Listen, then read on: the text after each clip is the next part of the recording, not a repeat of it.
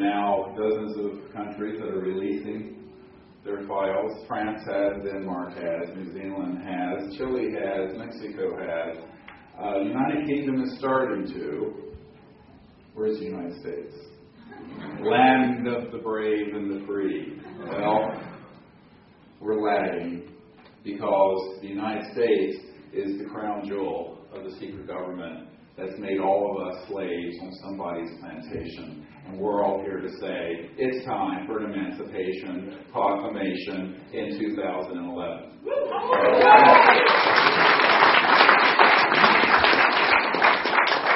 Now, some of my advisors don't want me to talk like this, but I'm going to tell you the truth. The truth is, as my friend astronaut Brian O'Leary has said, the truth will set you free, but first it will piss you off. And we're going to go through a lot of information today. And the first thing I want to go through is an update on the Disclosure Project.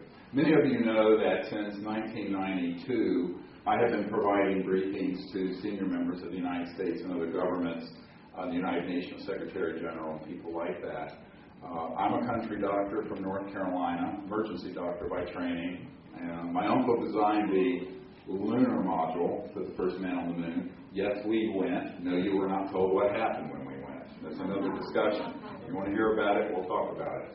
Now, in the course of making contact with these extraterrestrial civilizations, which is what we're really going to go into today, is how all of you need to stand and say, I am an ambassador from Earth to these other civilizations. I am here to end the embargo and the secrecy by making direct contact, because you know what? You can do it. It's very easy.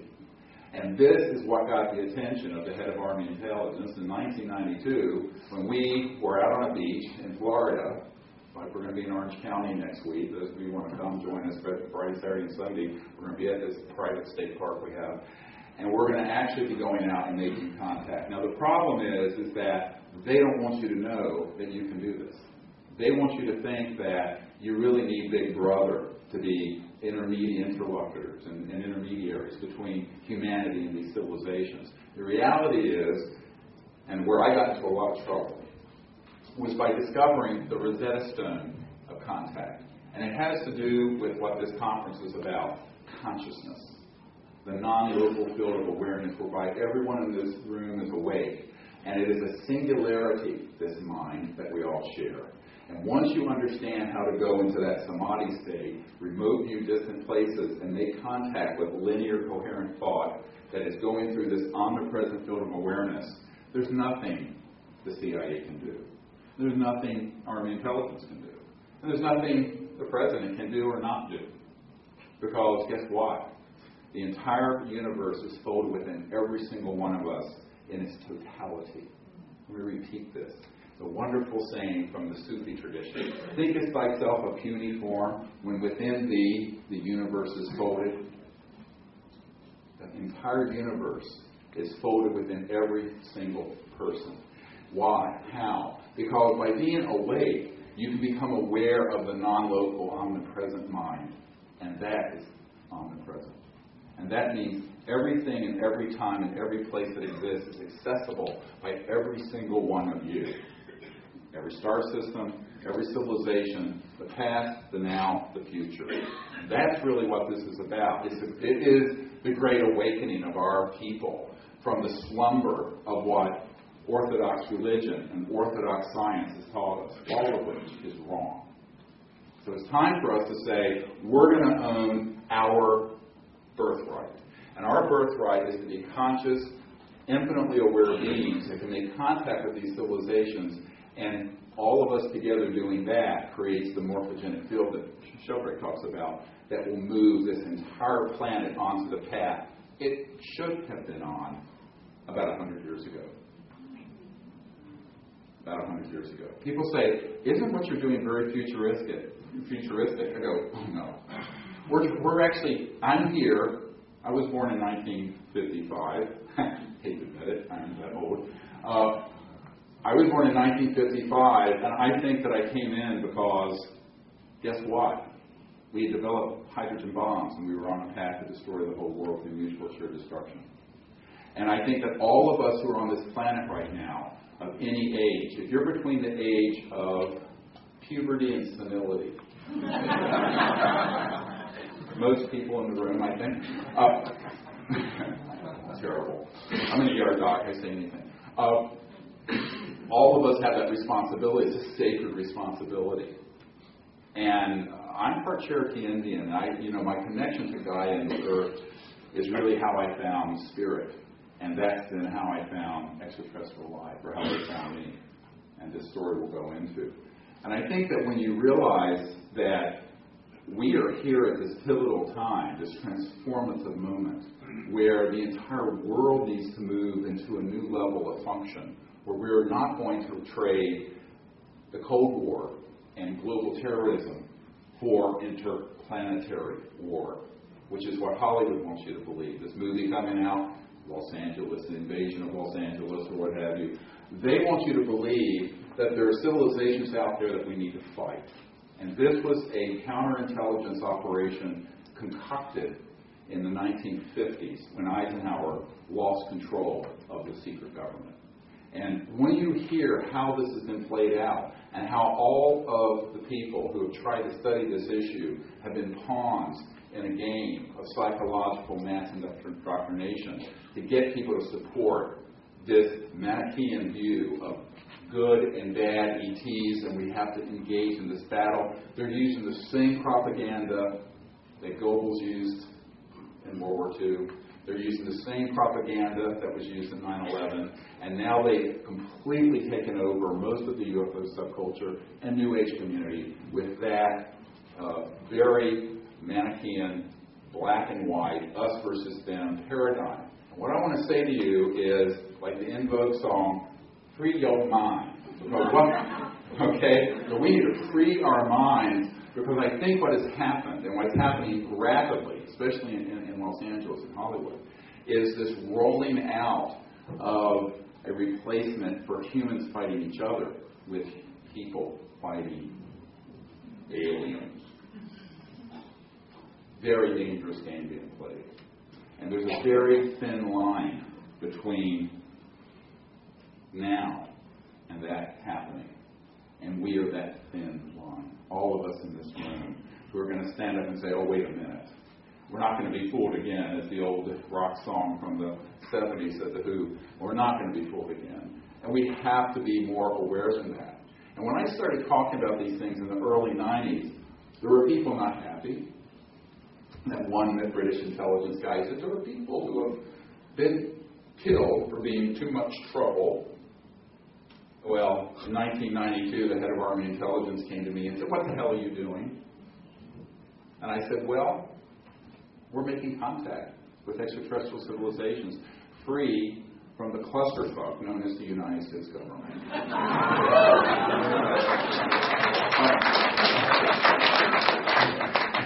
And he said, oh, well, wait a minute. You have no right. I said, to whom am I to get a certification? The UN, NASA, you, a bunch of goose-stepping fascists? I said, I don't think so. I said, and if you want to know the truth, my mother's family were some of the original founders of the United States. We were the original POW with the British. Any British here? Love you. No hard feelings. So guess what? We're being very patriotic by saying the whole world needs to come together as one humanity to make peace with all these civilizations and move amongst the stars together, because that's the time that's arrived. We are at that time. And you are the people who are trying to deceive the masses through fear and the indoctrination of the mind with that virus of xenophobia and hatred. And I said, guess what? In the day it's going to be done, you have a lot of power and money, but you're not going to prevail. And I said this right to the face of the head of Army Intelligence. The following month, he offered me $2 billion fee if I would shut up, just shut up and do what he asked me to do. That's true. He then went to my wife and said, you know, all sorts of flattery and chicanery. There's a board, and your husband should be on that board. and da-da-da-da-da-da-da-da. And, of course, my wife's a wonderful Jewish doctor's daughter from New Jersey, and she said, oh, he was such a nice man. I said, speaking with forked tongue. And I said, don't buy into it. I said, no. This was not nice. This is an attempt. So I basically said to him, no, not only no, but hell no, never. So we founded the Center for the Study of Extraterrestrial Intelligence in 1990 and began doing expeditions around the world in 1991, now for 20 years. And when you hear about the contact we've had and how beautiful it is and how it's happened, it's elegant, it's simple actually, and it's all really about spirit and the heart and a little bit of technology. And we're going to go through that.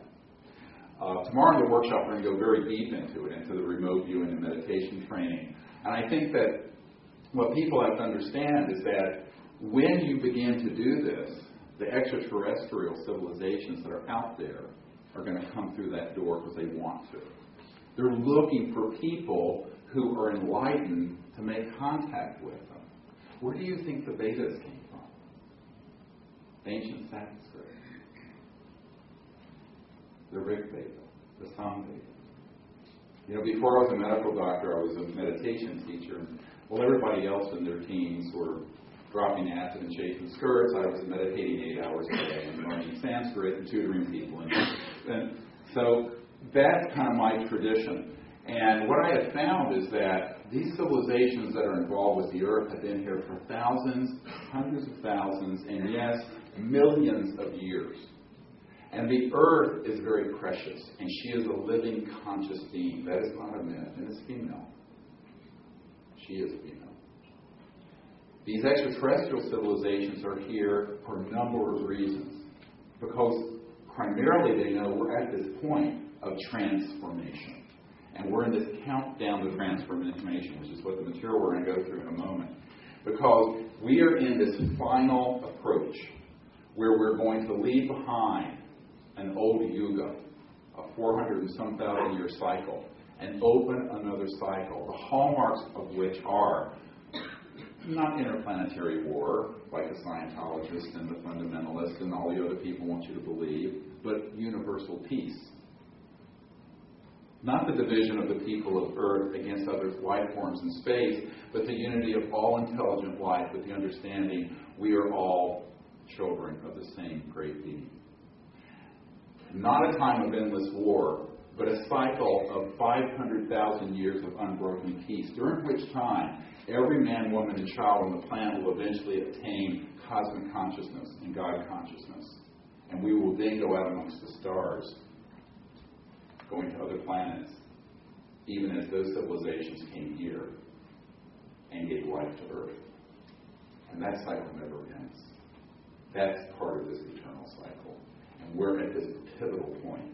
But in the middle of all that, transformative energy is all this chaos. So I'm going to describe a little bit of the landscape of 2011. And the landscape is the following. Everyone knows that we're not alone. All the folks that I've met with at the CIA and in Congress, no one wants to do anything about it. Two things, knowing and doing. When I first briefed President Clinton, CIA director, on this problem in 1993, I was young and full of hope. And I thought, it's a line from The Birdcage, one of my favorites. I survived, anyway, a lot of things by looking at that movie and laughing. I survived because I thought, oh my God, here we have a CIA director and a president who really want to know and can do something. But at the end of that meeting, I gave the CIA director a briefing. It was a white paper, and it's in my first book, Extraterrestrial Contact, The Evidence and Implications. It came out about 12 years ago. It's on disclosureproject.org. You can get it. It's amazing stuff in there. All these top secret documents, everything I gave the president. And at the end of this 3-hour meeting, the CIA director said, how do we disclose that which we have no access to?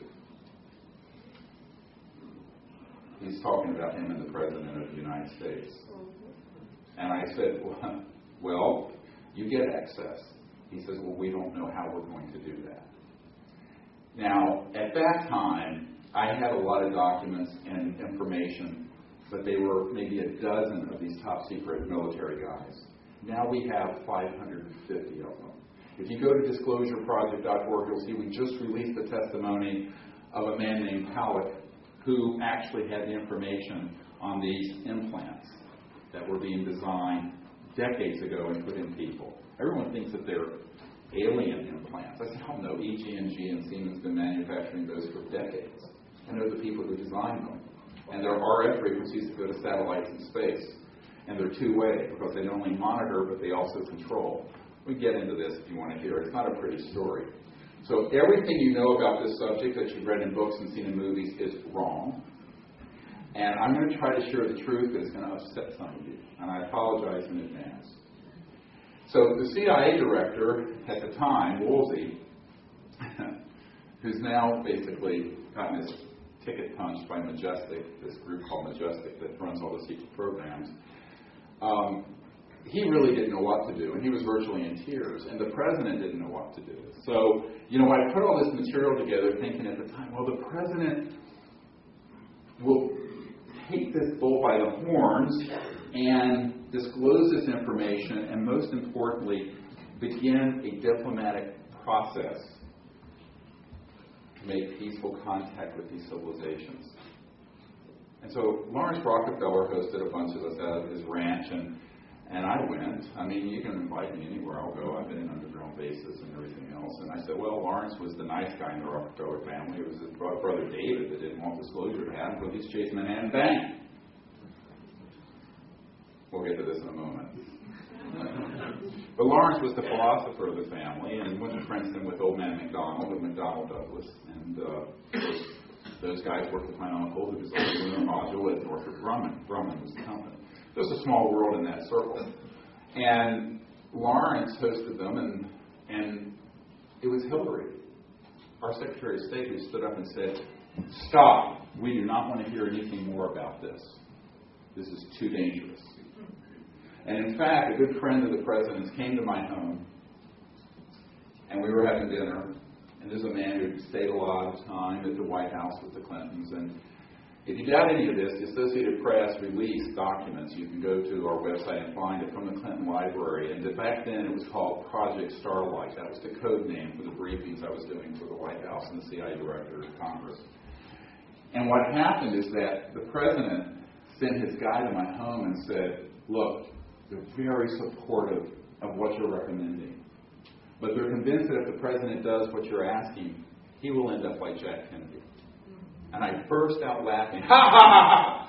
I did. I thought he was making a joke. I mean, we're at the dinner table with my 4 young daughters. And he says, stop. We're not joking. I said, what? I didn't believe that at the time, honestly. He says, no, they're serious if they cannot protect the president from this cabal. It's exactly what Senator Inouye, who you saw at the beginning, said. There's a secret government with its own Air Force, its own Navy, its own funding mechanism that's free from the laws and free from the Constitution, and it's transnational. It knows no political boundaries. It's the invisible government.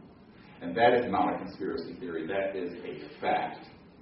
And it's been brought out in many hearings. Now the question is, even Rumsfeld asked, where has the $2 trillion going that's missing out of the Department of Defense budget? Now, this is Rumsfeld, not Abby Hoffman or some hippie. Okay? I'm sorry. This is the frickin' Secretary of Defense said this right around 9/11. There are $2,000 billion missing out of the Department of Defense. Well, it's gone exactly into what I deal with.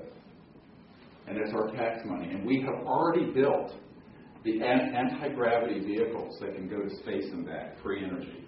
We've already built the generators that can run your house and car without pollution, without an electric bill, and without any global warming, and at zero cost once you put that motor in your vehicle.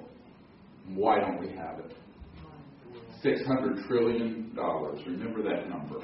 That's the amount of money tied up in the global petrodollar commodities trading, Goldman Sachs derivatives, oil in the ground, coal in the earth, nuclear power plant, electric grid, all of that. $600 trillion.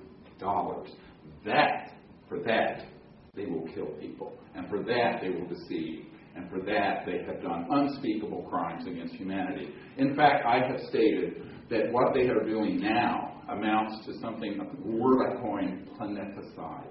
The deliberate killing of an entire biosphere with malice aforethought. And we have to stop it. All of us.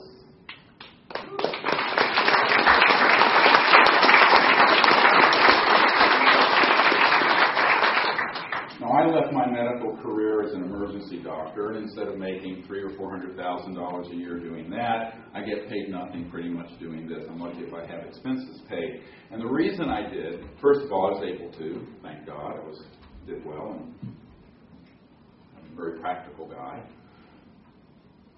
But I decided that Earth is now our patient. All of you who are healers in here, the Earth is our patient, and her 7 billion children. And I could spend the rest of my life taking care of heart attacks and car wrecks and stabbings and shootings and the gun and knife club, we used to call it. Or we can focus on this and in one pivotal move, bring out peaceful contact, disclosure, and all of these sciences and technologies that are going to liberate the Earth from the shackles of the economic slavery that we're all living under. We are. And make no mistake about it. I mean, the people in Egypt, God bless them, have overthrown, tried, to get rid of Mubarak. But what they don't understand is that that was just a less affluent plantation than the American plantation. But they're all plantations. And there are 200 or 300 families and corporations that control more than half of the net worth of the world. There are 4 people, the 4 richest people in the world, whose net worth exceeds the 57 poorest countries in the world. 57 countries. 4 peoples. There is the greatest asymmetry in the history of planet Earth. And what they want to do is keep everybody kind of fed and watered like a potted palm and hope they don't notice. But we're noticing, and we're waking up. And there is this awakening all over the world. Many people don't know what they're awakening to, and that's why we need to provide another vision. It's the vision that must guide the world out of this crazy time into a new era, a time of unbroken universal peace and of abundance. Because guess what? When there is honest disclosure on not just, gee, I saw a UFO. Guess what? People ask me, when is disclosure going to happen? I have a really important announcement today. It's already done. We did it.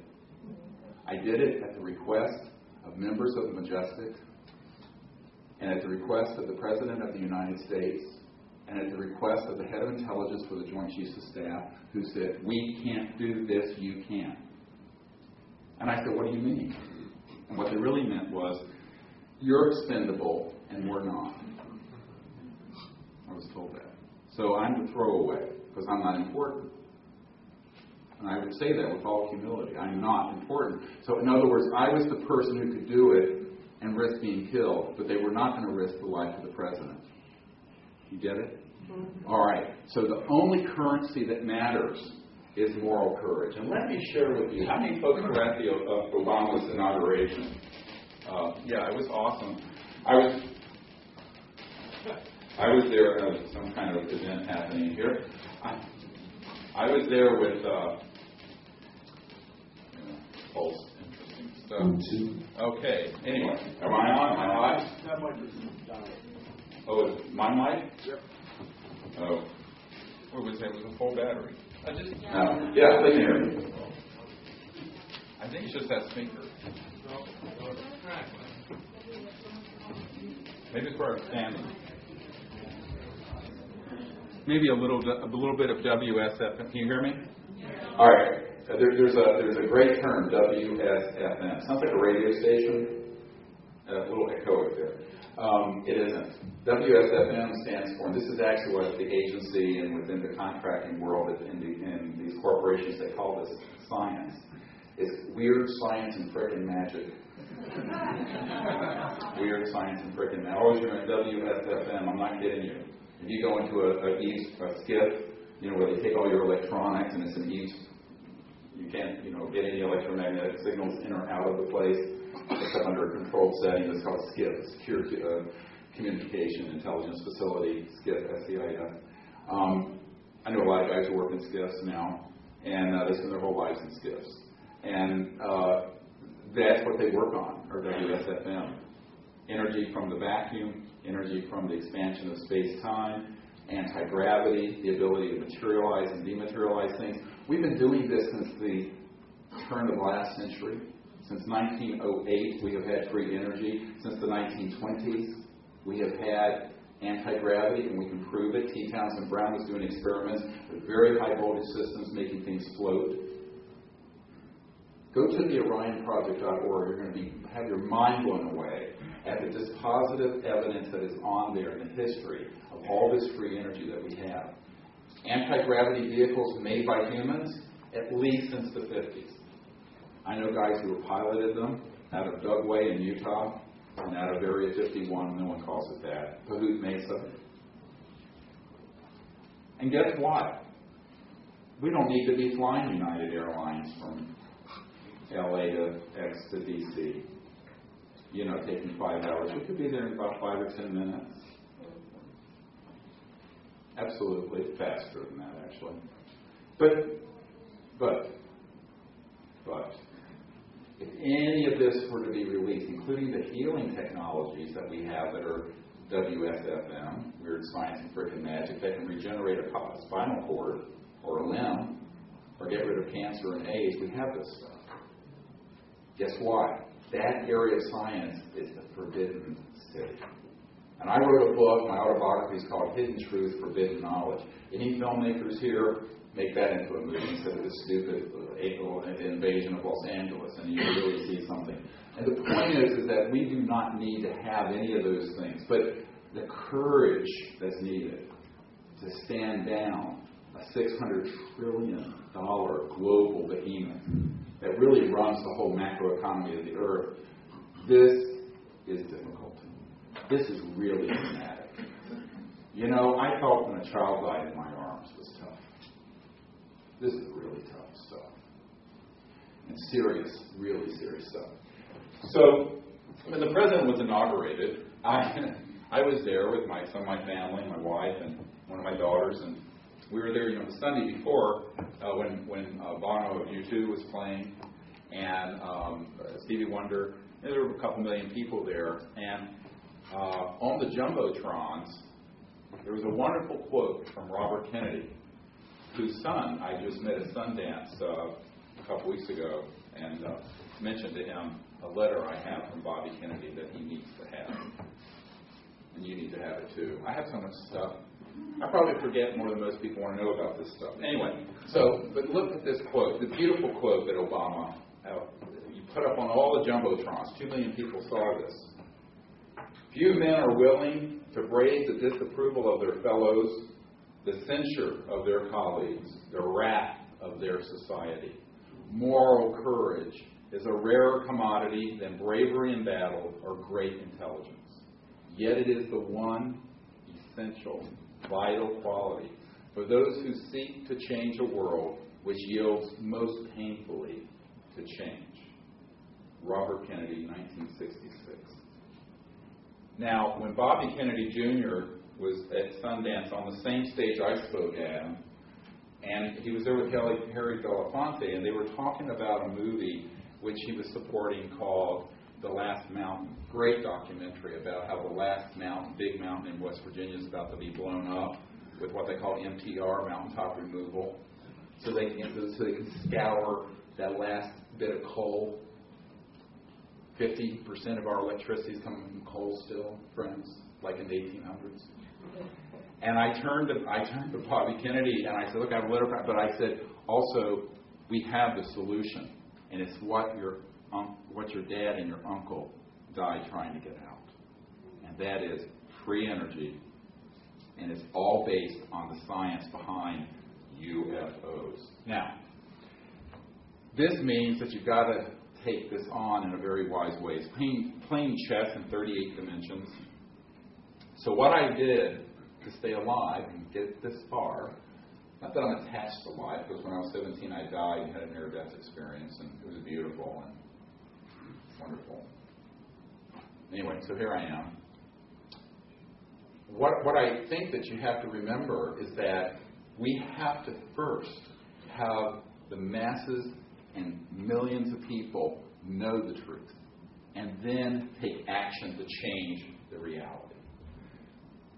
When the people lead, the leaders belatedly will follow.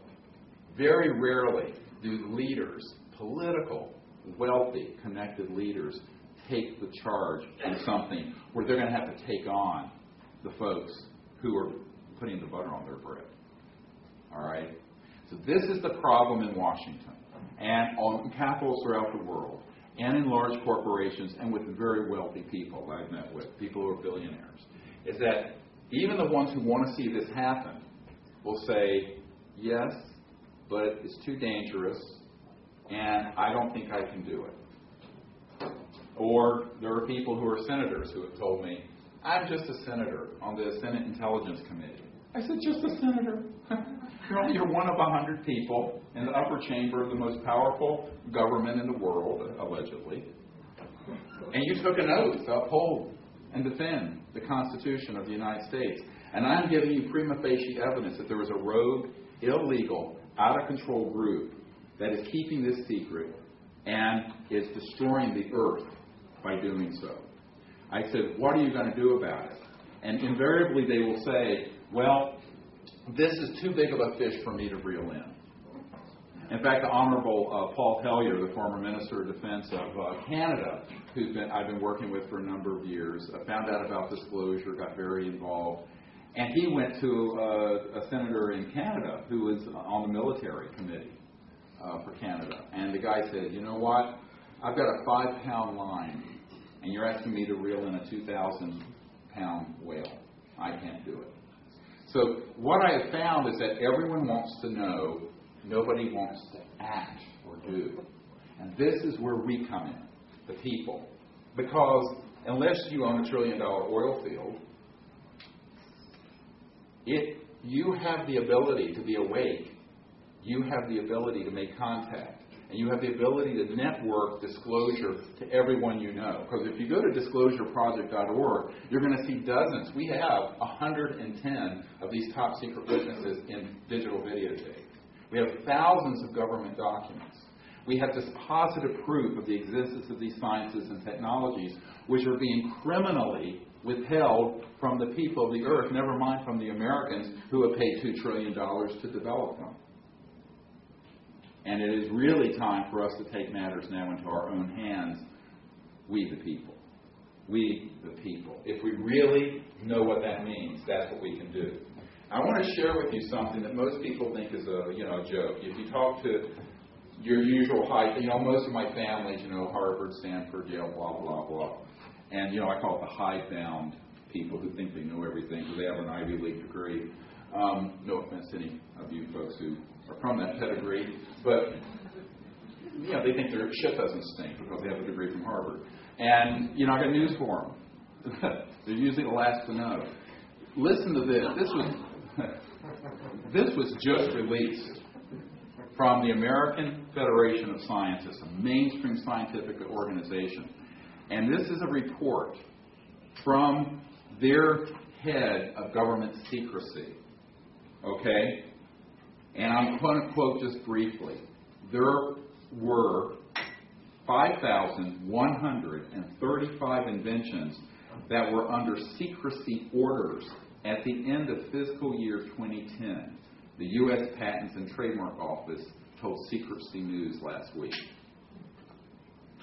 This includes something from 1991 that was a solar generator, photovoltaic, and this is quoting, that would have gotten 20% more efficiency than a conventional solar cell.